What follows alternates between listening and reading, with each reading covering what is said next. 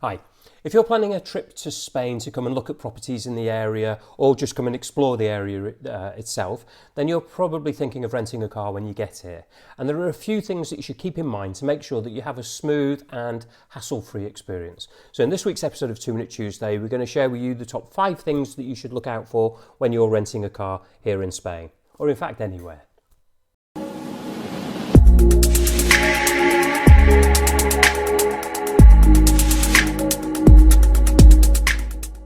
Okay, number one, we're going to start with insurance. Now, it's essential to have the correct insurance when renting a car in Spain. The rental companies will offer you their own insurance, but it's also important to read the terms and conditions very carefully, as some insurance policies may have very high deductibles, which means that you'll have to pay a significant amount of money out of your own pocket in the case of an accident. So check if your credit card offers some rental insurance as well, as this may be a more cost-effective option.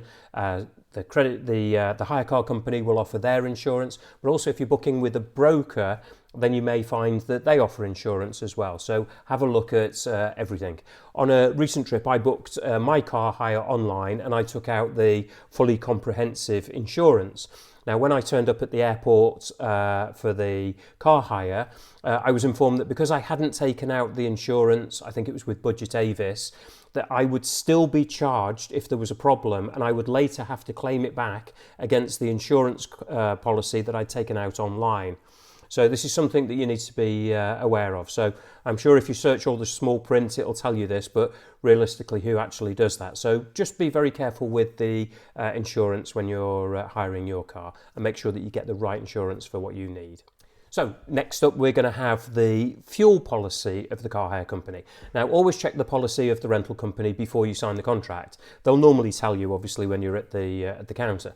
Now, some rental companies will require you to return the car with a full tank of fuel, and others may charge you for a full tank of fuel at the time of rental and expect you to return it empty, which is a bit of a problem if you're not going to be doing many kilometres. So make sure you know what to expect and plan accordingly. Now, next up, we've got additional charges. Now, always be aware of any additional charges that may be added to your rental. So you'll know the sort of things you may be charged additionally for a second driver, or if you need something like a GPS in the car or a child seat. So if you can find out these online so that you don't have any nasty shocks when you're at the counter and you actually do need them.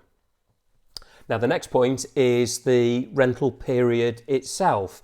So you need to be aware of the rental period and any penalties for late returns. That hold up on the motorway on the way back to the airport could become costly. Now, some companies will charge a fee for returning a car late, while others may actually charge you for an additional day's rental. So it's important to clarify what the rental period is, regardless of the time that you pick up and drop off the car.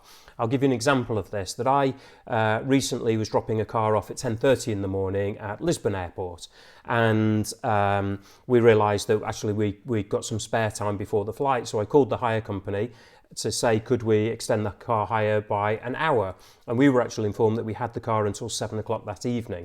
So in that case, we were being charged per day and we had some additional time, but other companies, if you want to extend, they could charge you extra for each hour, or as I said previously, an extra day. So find out before you go. And the next one, and this is the biggie, this is the condition of the car. Now, before you drive off, inspect the car carefully for any existing damage, such as scratches or dents on the wheels or the bodywork, even on the inside of the car, ripped seats and things like that. Make sure that the rental company, if they haven't already documented it, document any damage in writing and take pictures of the car. And this will protect you from being charged for any pre-existing damage when you return the car. Now, as I just mentioned, we hired a car recently, which is the inspiration for this episode of 2 Minute Tuesday. Now, when we hired the car at Lisbon Airport back in February, and upon return, as they were doing the visual inspection of the car, they were spending a lot of time at the front of it, and they brought us to the front and said, "There's damage here, and you're responsible for it." And so I then went back on my phone and looked at all the photographs that I'd taken of the car when we collected it from the garage at the airport. And we actually found that the damage that was already on the car when we collected it. So we could show this to the agent and then they realised that this was something that wasn't our responsibility and we weren't going to be charged from it. The issue would be that if it was our problem, then a claim would be made for not only the repair of the car, but also the loss of business while the car is off the road. And that could be a big claim, and especially if you haven't got the right insurance. So it's very important that you take video or good quality, high definition pictures of the vehicle before you drive off.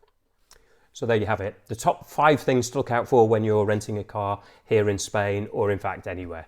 By keeping these tips in mind, you can ensure that your rental experience is going to be stress-free and enjoyable. Thank you for watching this week's episode. If you've got any questions about car hire, or about the area, or obviously about properties, which we have more knowledge on, then please feel free to drop me a line. My details should be on the screen at the moment. If you're watching this, you can watch these episodes of 2 Minute Tuesday on our Facebook page. You can watch them, of course, on our website, hondonvalleyhomes.com. And if you're watching on YouTube, if you subscribe to the YouTube channel, then you will be notified each time a new episode of 2 Minute Tuesday is uploaded. So that's it for this week. I hope you've enjoyed the topic, and we'll look forward to seeing you very shortly. Until then, adios.